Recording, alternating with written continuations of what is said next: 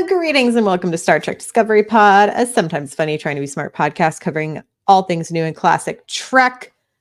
Moopsie. I am your captain, Myrriah Gossett. With me on the view screen we have... is boop on the nose. Pause to touch it. Boop.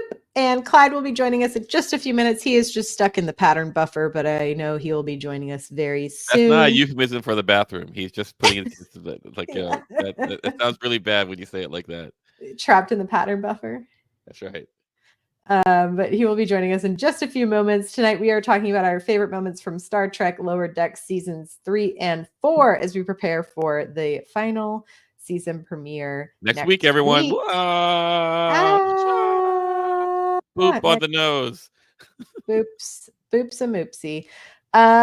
First, a couple of things. If you're just joining us in this Lower Decks journey, welcome. We appreciate you. You can subscribe and make sure you hit auto download. That's super helpful on Apple, Spotify. You can also find us here on YouTube, where we're going live when we are all on the same time schedule, but we post that on our social medias. Thank you, Karen, for helping out with that. All links to find us and to share the show are at StarTrekPod.co. And hey, leave us a review and tell us your favorite Star Trek Lower Decks moment in the comment for the review. We'd love to know. It also helps people find the show. Paul, how else can people support our little endeavors here? Well, if you like or love or hate our content, but you are so wealthy, you have so much latinum that you're willing to throw it away, like 1 billion bars of gold plus latinum, consider joining our Patreon for just $2 per episode. I mean, $2 per episode at patreon.com/Star Trek Pod. Indeed, you can hang out with other Trek fans. They are doing watch-alongs. They're hanging out and chatting about the news. It's a great place to find like-minded crew. So head on over to patreon.com/Star Trek Pod. And if you are watching us tonight live, please participate in the chat. Tell us what your favorite moments are from seasons 3 and 4. We want to hear them. We'll also share some of our messages from the menagerie, which is from our Slack channel. So you can hang out with us and tell us all of those things. And I think we're getting a transmission. It's a Clyde Haynes. Hello. Look at you, Clyde Haynes, everyone. Clyde Haynes. Clyde, now that you're here, you can tell people how they can comment in the chat. Well, I always recommend writing a letter. Make sure you have a stamp and then pop it in your own mailbox to Starbase 80. And not Starbase 80. No, seriously, type capital P, capital O, capital D, capital Pod in the chat, and we'll take a look at your thought, your musings, your questions, your queries, your inquiries, your thought-provoking philosophies. And in that special moment when we don't have hot freaks tonight, we have cold freaks. I guess we could call them cold freaks. Yeah. CF, type CF in the chat. That's gonna throw us off. Type HF anyway. All right. And we have a hot Paul. You're gonna have a hot. Paul is hot. Very hot Paul. Okay, let's get into some messages from the menagerie about these two seasons. But Clyde, since you weren't here, was there anything from season 2 you wanted to make sure you mentioned that we didn't cover? No, not that. I mean, I listened to the pod. You guys kind of crushed it. So crushed it all. All right. Cool. All right. Messages from the Menage. From Karen, of course, way too many to list, but I'll say I love the scenes between Ma'ak and Mariner and the inner fight. I would put those up against any scenes in the entire franchise. I hope we see him again in season 5. Really, the last 2 episodes of the season are as good as any movies, in my opinion. Kuhn says, Kuhn, also, I hope you're doing okay. We know you've had a lot going on in your personal life. We won't get into it because this is a public podcast, but just know that our thoughts are with you, and I hope you're doing okay. Kuhn. Yes. We appreciate you. Kuhn says, my favorite moment from season 3 is Boimler losing it at the recruitment table as he defends Starfleet, but they topped themselves in season 4 by making it feel like T'Lyn was part of the gang all along. I also appreciated the Mariner backstory about her PTSD over Sito's death and her time in the Dominion War. I can't help but think of Mariner now whenever I watch Deep Space Nine. I know, it's so fun the way that they've weaved all these characters in. I enjoy it. Okay, time for us to dig in. I'm just going to play a video because it's fun. So I'll just pick a random one. Cold Freight, Just a little cold freak. So we'll start with season 3, breaking down some of our favorite moments. Feel free to chime in the chat with some of yours if you're joining us this evening. Who wants to kick us off? I will go first. Great. With Kuhn, I was very fond of Boimler losing it at the table, and my favorite line is Boimler going to the game people and goes, "Stop trapping people in games." It was just so random and out of nowhere. I was like, that's hilarious. And then I guess I should check. So I picked 5 moments from 3 and 5 moments from 4. Did you all also do that? I did that. Okay, great. I picked 5 moments from 3 and I think a couple moments from 4. Okay, great. But I will say this. I did not realize how much I didn't remember, I should say, how much I enjoyed season 3. Yeah, there was so much, right? Like season 3 is an amazing season, but I was ranking my stuff as far as like moments, and I found that season 4 moments generally were higher on the list. You know, I would maybe agree with that, but I would agree with so that. much. But as far as the season, 3 is mwah. 3 it was really good. So the whole you talk about the moments, like that episode, kind of that entire episode, Paul was really good, and it was so layered and detailed. One of the things that stuck out to me was the collectors. And so in that moment, we saw the collector with the gold thing around. And I was like, oh, we're going to see you again, or someone from your tribe again. There was, there's Bad Rutherford and kind of that whole thing. That was a really good episode. It's really one of my favorite episodes. Reflections, yep. And I like the way they did the reflection. And I just thought to myself, if my children watched this, they would uncontrollably laugh every time someone said butt bugs. Like they would just lose it. Conspiracy theorists. The butt bugs. How about you, Myrriah? What do you got? I had reflections on my list as well. I also, the first one I put down was the least dangerous game. You have Mariner trying to do the good thing with like, it's where they have to fix the platform. And Ransom is like, we're going to fix it, Mariner. We're not going to go do diplomacy. We're going to send Rutherford down to do that. And then he accidentally doesn't show enough midriff or too much midriff at different points. And almost gets sacrificed to a baby and a volcano. I just really enjoyed that episode. And also Mariner jumping off of the platform and then having to run all the way back up whenever she realizes she should just be doing the right thing. And the D&D game with General Martok, like the tabletop game that they're playing, is also fun. And then Boimler being hunted. Yes, those are all great. I had that on my list as well. There are 2 moments that I would say stick out that you glossed over, like specific moments. It's not just Mariner jumping off and then having to climb back up and being so exhausted. It's her falling asleep during the second jump, and the parachute waking her up. It just made me laugh. And then the dolphins yelling or squeaky, "Don't jump in here with your dirty shoes." Just that's great. That's great. Yeah, that's a great episode all the way up and down. What did y'all have? My next one was reflections with the Rutherford backstory, but what did y'all have next? My next one is like the sequel, especially how they kept on going chronogamy, chromogasmic, blah blah. Like it's all that like chroma for time and gami for the Japanese art of folding paper, and and they just kept on like jumping on top of it over and over again, like because it's just such a ridiculous sounding thing, and they just keep on adding more ridiculousness to it. I thought that was like a good comic moment, and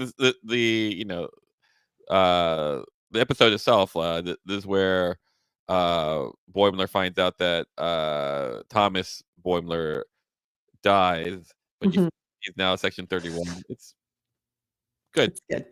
I mean, do you think we'll get? I was like, I guess not, but maybe with time travel, we could get.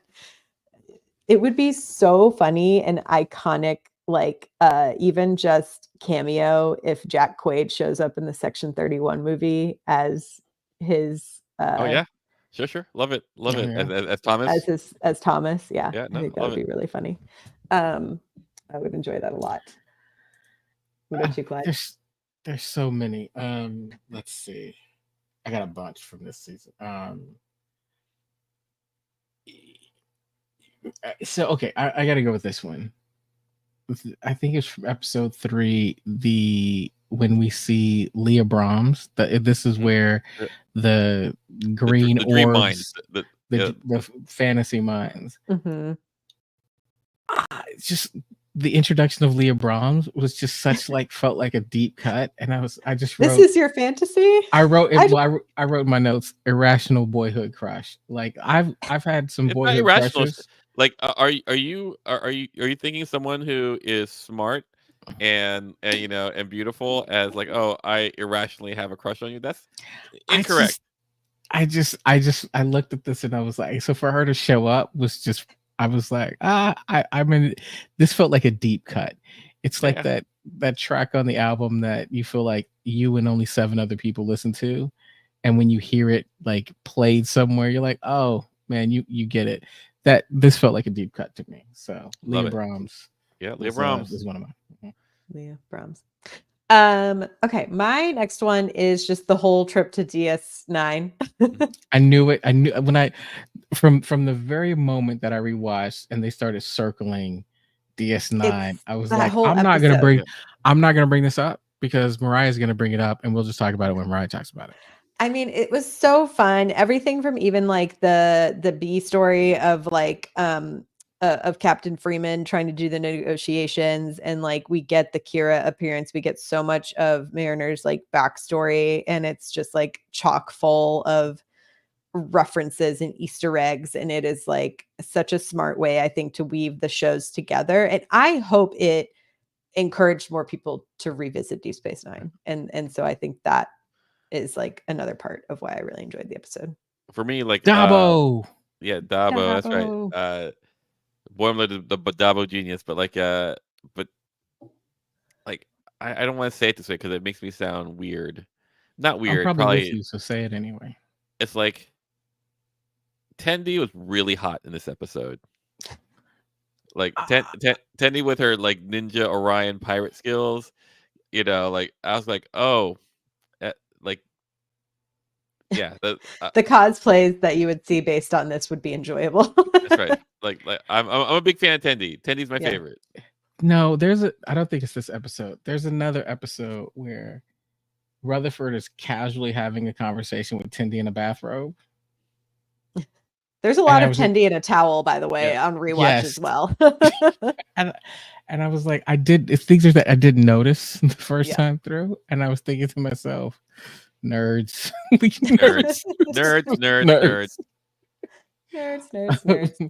I was like, why is like Rutherford's just casually having a conversation with Tendi in the middle of the room in a towel? Like, nerds. They're friends. They're friends. Because I have conversations with my friends in towels all the time. Makes sense. Yeah, well, I've got to mention this one because this one was sentimental. I would say it was from episode 1, the very first one from this season, the Ketracel hot sauce. Mm-hmm. Yeah. I love this with at Cisco's, mainly because this was when we got the box with the hot sauce, with the goodie and the hot sauce, and I love the hot sauce actually, but it was just like, oh, I felt special. And so when I saw the Ketracel hot sauce, I was like, oh, that reminds me of that time that Paramount made me feel special. That time when Paramount still cared about their shows and sent out packages. Yes, and us. Yes. Like I may not have been there to see Tawny Newsome, but I got some hot sauce. So. Oh, have you ever been to the Star Trek Day, Clyde? I have not. That's okay. I got to have you ever been to Star Trek Day? I got a picture with Captain Freeman, so I'm all good. Yeah. I was thinking about I don't know if y'all watch the show After Midnight that's also on CBS. You can watch it next day on Paramount Plus, but it's a fun like comedy panel show. But this past week they had Tawny and Jerry O'Connell and Rutherford. Who's the actor who plays Rutherford? Yeah, I know who you're talking about. That guy. It's gonna drive me crazy. Eugene? No. No, I think he's the name I can never remember. It is. Oh my God, gonna drive me crazy. Eugene Cordero. Thanks. Yeah, I was like, thank you, Eugene. When you said Eugene, I was like, yeah, that's it. I'm just never gonna get. I know, but then I doubted it as soon as it came out of my mouth. Okay. Anyway, they were all on After Midnight on Monday night, and it's a fun episode, and it's really silly. And Rebecca Romaine makes a surprise appearance as well, so it's just like a full Star Trek promo episode. If you haven't watched the show, it's a good one to jump in on. And there's a really nerdy moment with Tawny Newsome that I won't spoil if you want to go watch it, but I enjoyed it a lot. Cool. Okay. Paul, did you give yours?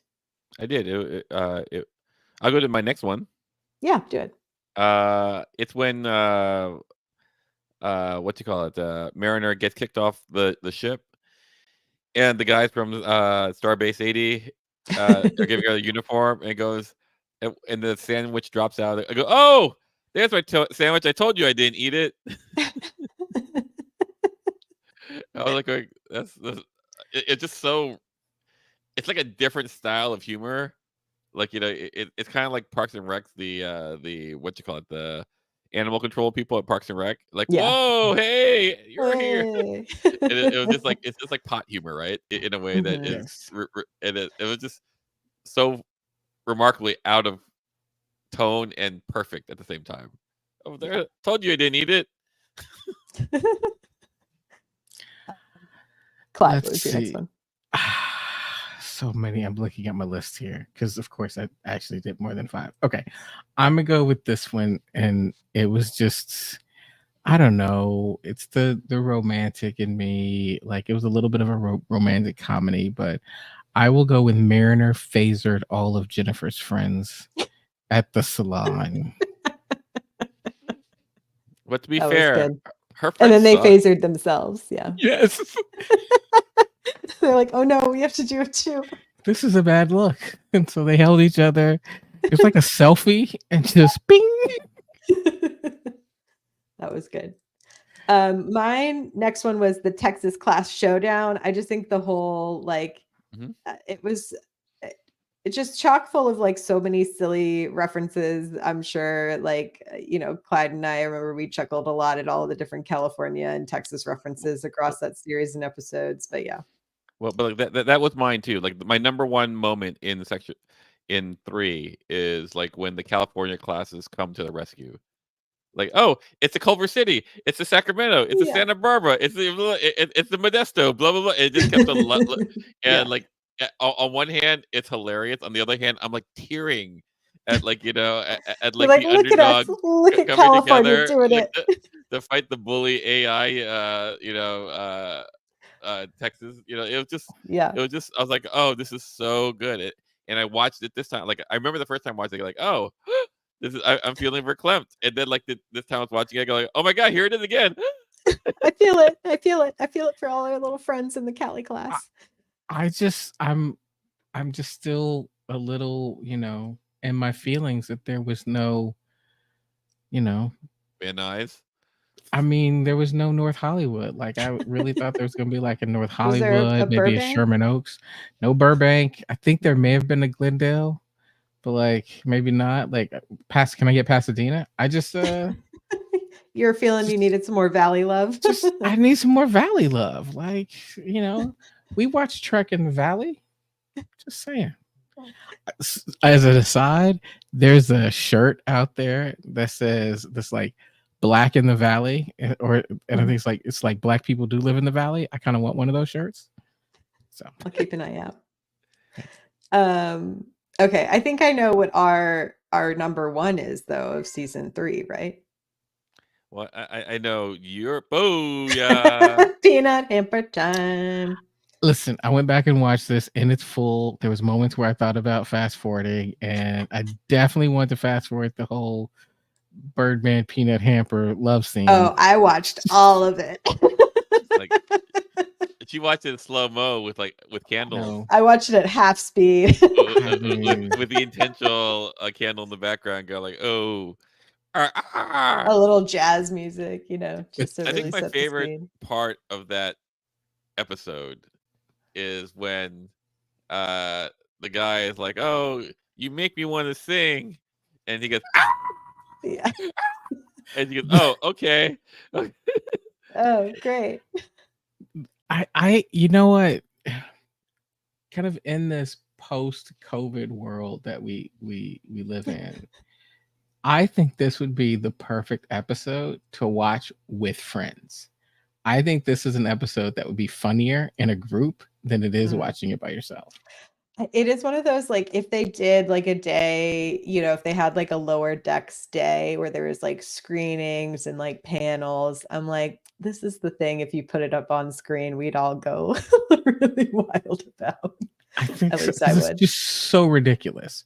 They Like, redo so the much of it. opening credits. It's They like the did. commitment to the bit is so, and I think that's why I enjoy it the most, is it is a true commitment to the bit. Totally. It is. It's just. I think the thing that shocks me a little bit is I'm like, you get 10 episodes, and You're gonna you did a dedicate a whole one. full episode to this bit, to the peanut hamper bit. Like, you really did it. It was astonishing. It was, yeah, it was great. It was beautiful. Sky snakes. Okay. Why would you call them sky snakes if everything here has wings? I will say that might be my favorite line of this episode. Not like it's, and I think this has a bit to do with Heather Donahue, is the way she delivered it. Right? It was so perfect deadpan. It was the question before that where you go, does everything on this planet have wings? Well, if everything on this planet have wings, why would you call them sky snakes and not just call them snakes? Like, how do you not laugh at that? Like, the way she delivered it was like perfect timing. It was great. Yeah, I rewatched it actually right before this because it was the one I've been kind of saving for like the last piece to rewatch, because I just remember it was so, I think, very divisive when it first came out. And I was just like, I'm glad. I stand by my review. I remember loving it then and I still love it now. Okay. Are we all ready to talk about some season 4, or do you have anything else you want to mention about season 3? Like, best season. What? Like, if you want to start, you know, like, it's a really good season. Like, now, almost like a lot of things on this next list of 4 are, I believe, objectively funnier than season 3, but you know, I think 3 as a season is just so strong. It's really strong. Takako points out that the California class does include Burbank and Sherman Oaks. Great. So they just skip over North Hollywood like we don't matter. No, that's kidding. No, that's cool. Thanks, Takako. Yes, but there are Black people in the Valley. Yes. I would have loved a New York class, like, hello US, the SS Harlem, Upper West Side. I'm sure. Yeah, we'll find. I was like, it's interesting. Yeah, the way they've picked, like, that there's a Texas class and a California class. I wonder what else will show up in our next season. All right, season 4. I'll just do another video for the fun of it. Rah rah rapid Riker.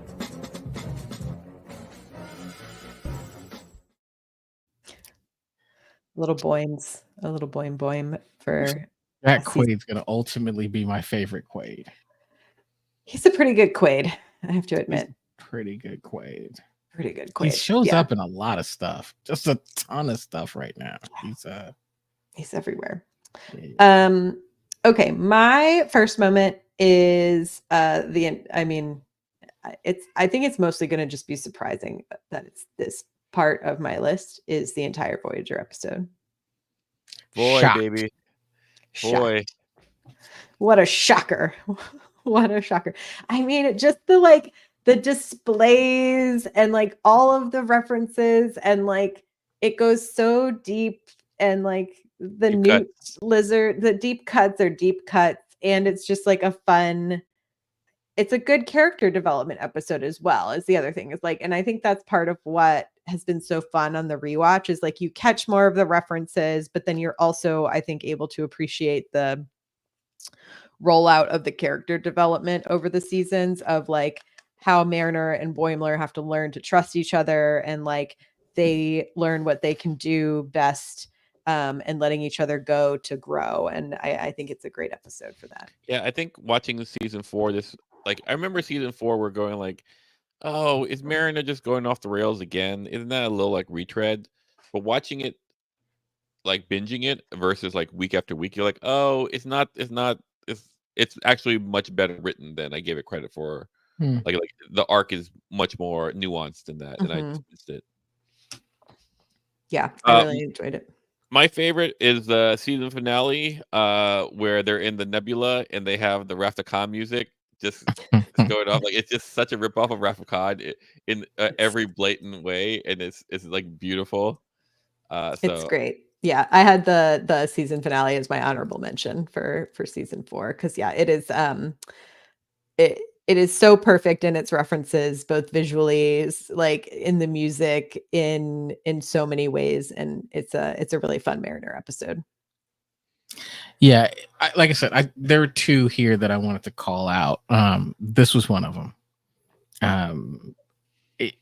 I think when you say it's just so perfect, I mean, I think it's a great episode, The and finale. it's one of those the finale, and I think it's one of those episodes where I look back and I go, man, I'm glad it's not the last episode.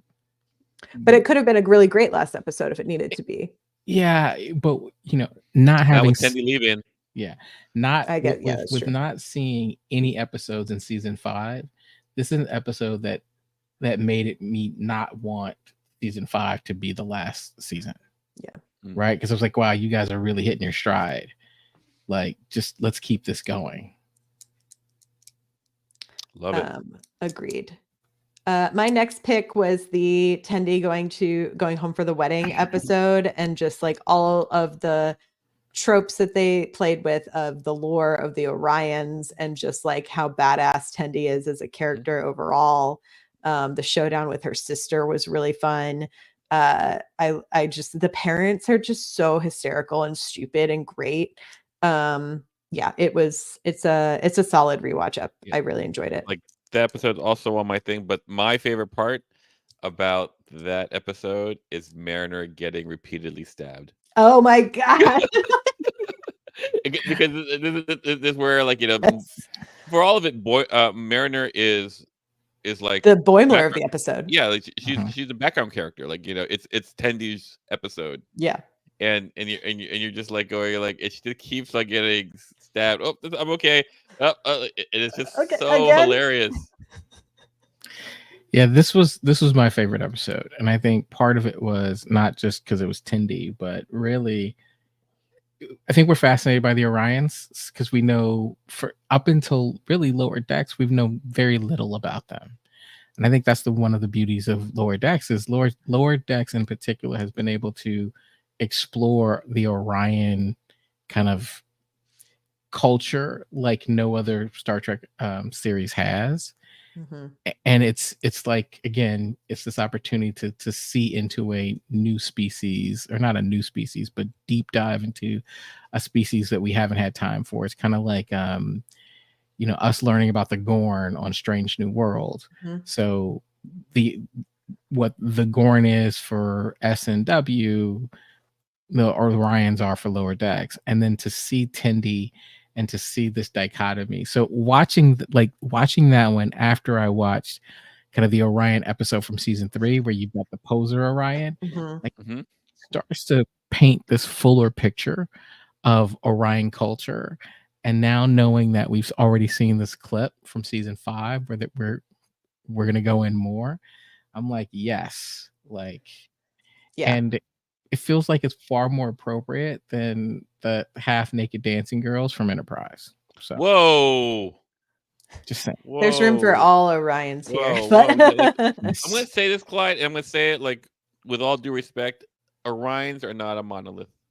I'm aware. I cannot remember the Discovery Orion. We've got Osira, because Kian says Osira, yes. Erica is a better Orion crime boss than Osira. You're absolutely correct. Oh, that's like, I don't know. Osira is pretty darn good. Pretty large enterprise that was there before Discovery came along. You know. Yes, but Osira was ready to turn everything over for a shot at just being her being okay. Right? Which does sound very. It's not a pirate move. That's not true. Move. I mean, it kind of is. It's like individualism over the crew. Yeah, but she was like, "Look, I'll go straight and I'll turn everybody else in." That's not a pirate move. But she's not going to really go straight. I mean, I don't know. She looked pretty fraud to me. I'm just saying. I don't know, Clyde. I think you gotta stop.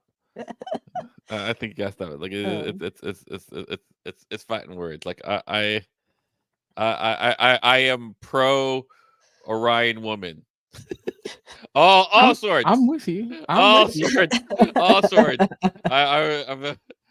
I'm not gonna shame the pheromone enhanced. I'm not gonna shame the super arch villainy. They are the swordsmiths of them all. That's right. Okay, my next one is the Betazoid party, the Rachel Drash, Chanel James, Wendy Malick. Plus, that episode was such a great Talin episode. I just loved her like trying not to call again on the iPad so much, like on the pad. Like every time she was like, no, like it was such a fun detail for her. And then when it's not connected, she keeps trying over and over again. And then just the chaos of the Betazoid party was a good time.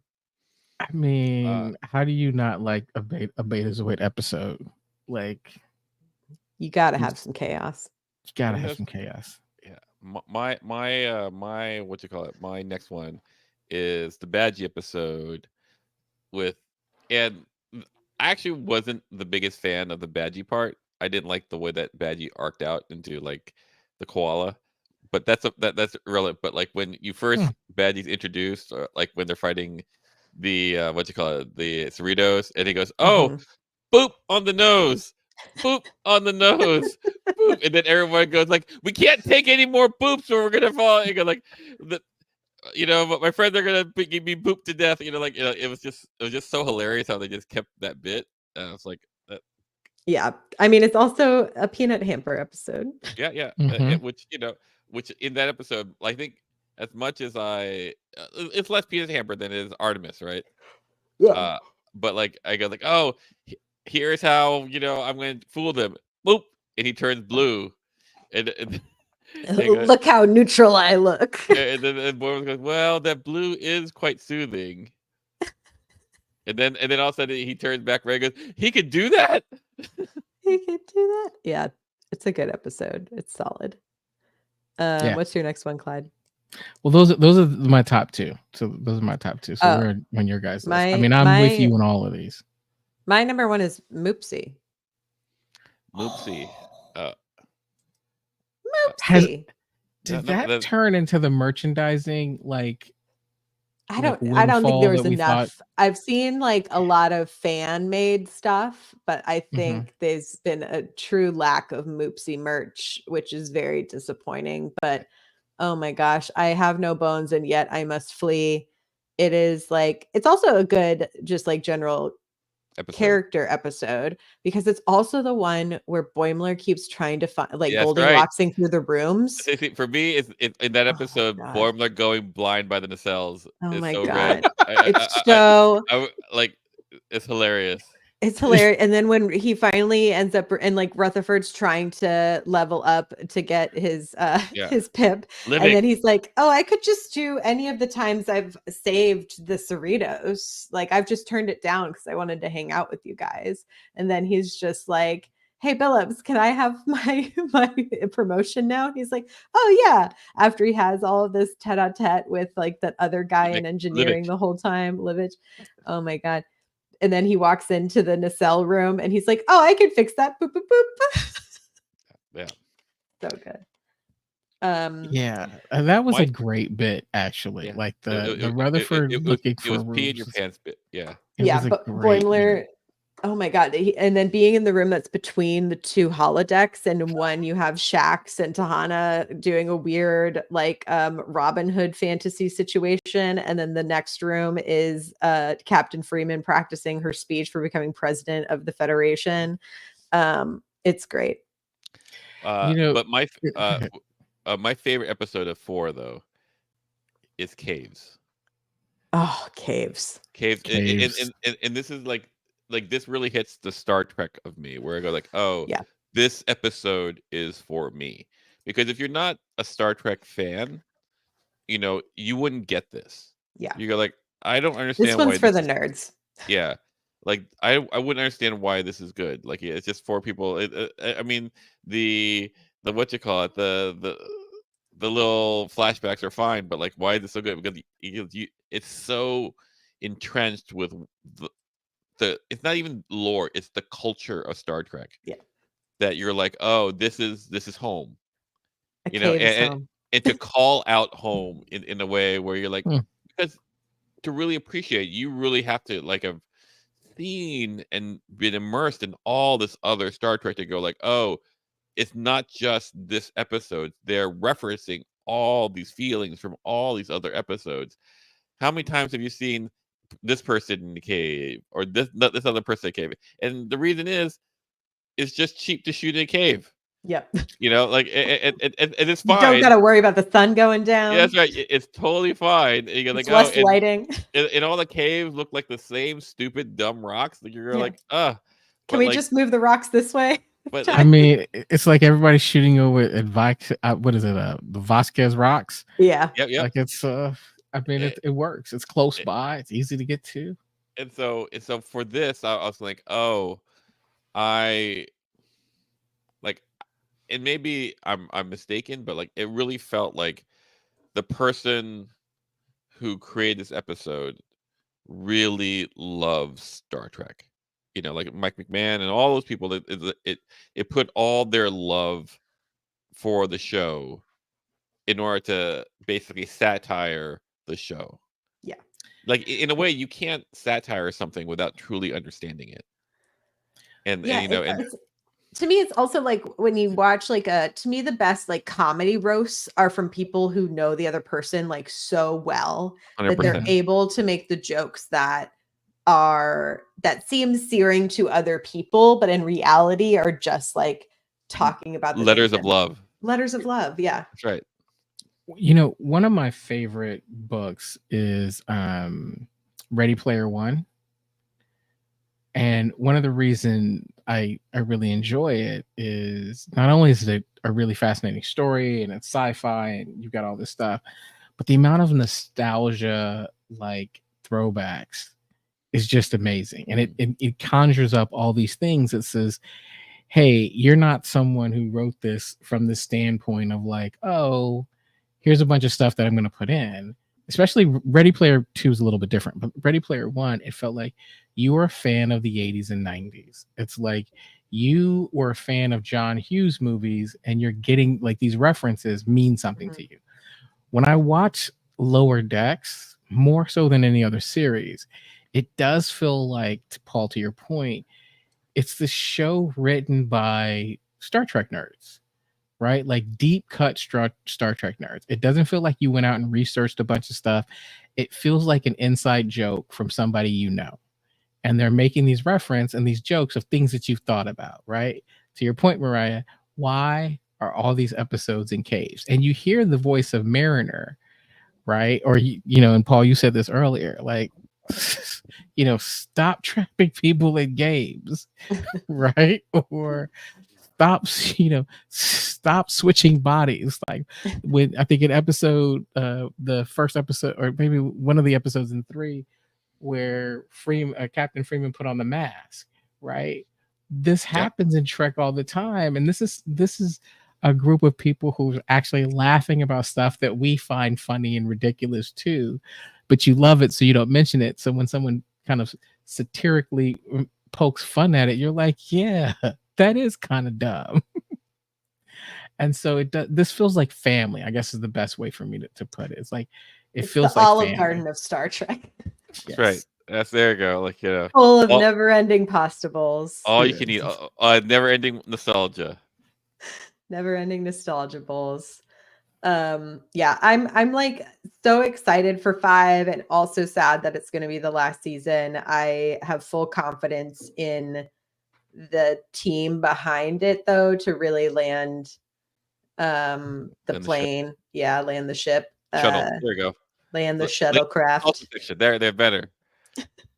And I'm just excited. It also excites me that it's gonna, I think, give room for Tawny to work on, the show that she's working on in the Star Trek universe, because I really enjoy her as because she is such a fan and a nerd. Like watching, I know I already plugged it, but even just like every time I've ever seen Tawny on something that has a part where she has to plug stuff about and talk about Star Trek, it's like she is also so much of a fan as we are. And so it's so lovely to have someone who's like the lead of the show who is such a super fan of the show as well. And I think it's part of what's made it really special.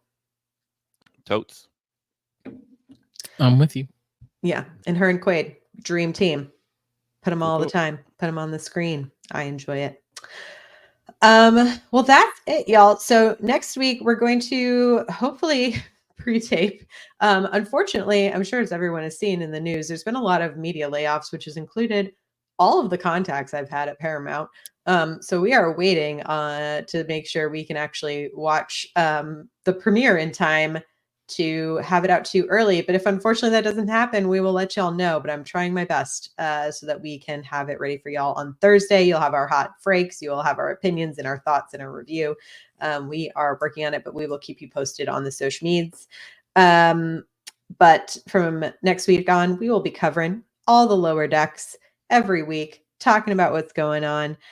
You can subscribe and rate the show, rate and review on Apple and on Spotify. Make sure you've hit subscribe so you don't miss an episode. You can visit StarTrekPod.co to find links to whatever podcast subscription service you enjoy, as well as to our Patreon.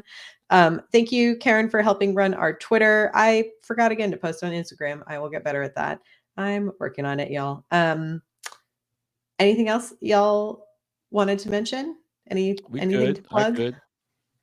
All right, y'all. We appreciate your time, and we will see you all next week for season 5. I'm excited. Whoop whoop. Bye, everyone. Lower decks. Lower decks. Lower decks. Lower decks. Lower decks. Lower